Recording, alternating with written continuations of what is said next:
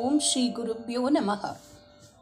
சாந்தாம் சாரத பார்வணேந்து வதனாம் பத்மாசனே சம்ஸ்திதா பக்த்யா பாவன ராம கிருஷ்ண சரணாம்போஜாம் பஜந்தீம் சிவாம் சம்சாரானலதக்த பக்த ஹிருதயே சஸ்வத்கிருபாவர்ஷிணீம் அம்பாம் நிஸ்துலகீர்த்தனீய சரிதாம் ஸ்ரீ சாரதாம் பாவயே. அம்மா தொடர்கிறாள். பசுக்களுக்கு கோரை புல் பிடுங்குவதற்காக போவாள் சாரு. ஆமோதர் ஆற்றை தவிர பாடுஜ்யே புகூர் என்றும் புண்ணிய புகூர் என்றும் ஏரிகளும் உண்டு ஜெயராம்பாட்டியில். ஏரிப்படுகை சொதசொதவென்றிருக்கும். அந்த சொதசொதப்பில் ஒருவிதமான கோரை புற்கள் வளமாக வளரும். பசுக்களுக்கு இந்த புல்லில் மிகுந்த பிரியம். சாருவுக்கு பசுக்களிடம் மிகுந்த பிரியம். தன் புஷ்ப பாதங்கள் நீரில் ஊறி சேற்று புண் உண்டாவதையும் பொருட்படுத்தாமல் அந்த உளையில் இறங்கி புல் பிடுங்குவாள் குழந்தை. நகத்தில் அழுக்கப்படாத நாசூக்காரர்கள் அம்மாவின் கதையில் உழைப்பின் மகிமையை குறிப்பாக கவனிக்க வேண்டும். உழைப்பில் சேருகிற அழுக்கு அழுக்கே அல்ல, அது உள்ளத்தை ஸ்படிகமாக்குகிற அழுக்கு நீக்கியாகும்.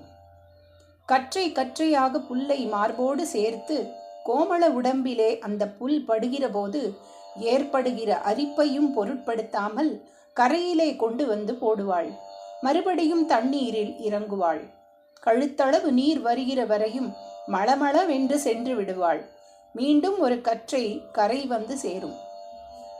அடி சாரு, என்னம்மா அதுக்குள்ளே இத்தனை புல் கொண்டு வந்து போட்டே என்று ஆச்சரியப்படுவாள் ஷியாமா சுந்தரி. சாரு அதற்கு பதில் சொல்லாமல் ஒரு அழுத்தமான சிரிப்பை செப்பு உதடுகளில் இறுக புகைத்து கொள்வாள். கவடு தெரியாத சாருவின் இந்த சிரிப்பில் மட்டும் கவடு சுவடு விடுக்கிறதே, என்ன அழுத்தலான சிரிப்பு என்று வியந்து கொள்வாள் ஷியாமா. அந்த சிரிப்பிலே புதைத்து கொண்ட அழுத்தமான இரகசியத்தை வெகு காலத்துக்கு பிறகுதான் அன்னை சாரதாமணி அவிழ்த்து விட்டாள்.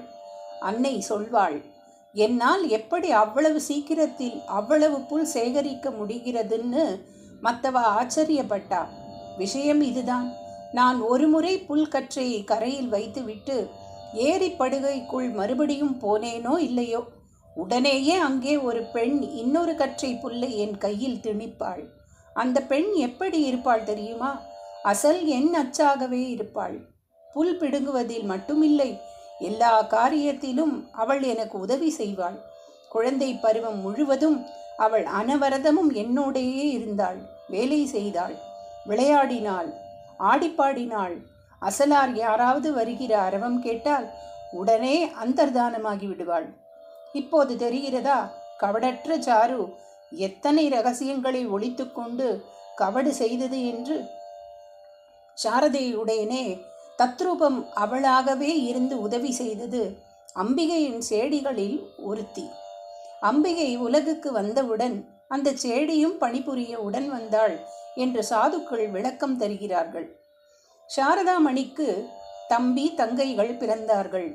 சமர்த்தி தலைச்சனை பெண்ணாக பெற்றுக்கொண்டாள் என்ற பொது வழக்கு ஷியாமா சுந்தரியின் விஷயத்தில் 100க்கு 120% மெய்யாயிற்று. முன்னண்ணை குழந்தையான சாரு தம்பி தங்கைகளை சவரணையாக பார்த்து கொண்டாள். குழந்தை காரியம் என்பது மிகவும் சள்ளை பிடித்த ஒன்று. குழந்தையிடம் இருக்கிற மாதுரியத்தினாலேயே இந்த தொல்லையை தாயால் ஏற்க முடிகிறது. இங்கோ அந்த குழந்தைகளின் மாதுரியத்தை விட குழந்தைகளுக்கு தொண்டு செய்த சாரதியின் மாதுரியம் பெரிதாக இருந்தது. குழந்தைகளை கவனித்து கொண்டதோடு சிற்றப்பாக்களுக்கும் உரிய பணிவிடைகளை தவறாது செய்வாள். அது அவிபக்த குடும்பம் என்றும் ராமச்சந்திரரின் சோதரர்கள் அவருடனேயே வாழ்ந்தனர் என்றும் முன்னமே கண்டிருக்கிறோம் அல்லவா? சிறிய தந்தை என்பவரை வாஸ்தவத்திலேயே தந்தைக்கு அடுத்தபடியாக கருதி தொண்டு செய்தாள் குழந்தை. இதை பற்றி பிற்காலத்தில் தூய அன்னை குறிப்பிடுகையில், நான் என் சித்தப்பாக்களுக்கு மனசு வித்தியாசம் இல்லாமல் சுஷ்ரூஷை செஞ்ச மாதிரி இந்த காலத்து பெண்கள் செய்வாளா என்பது சந்தேகம் என்பாள்.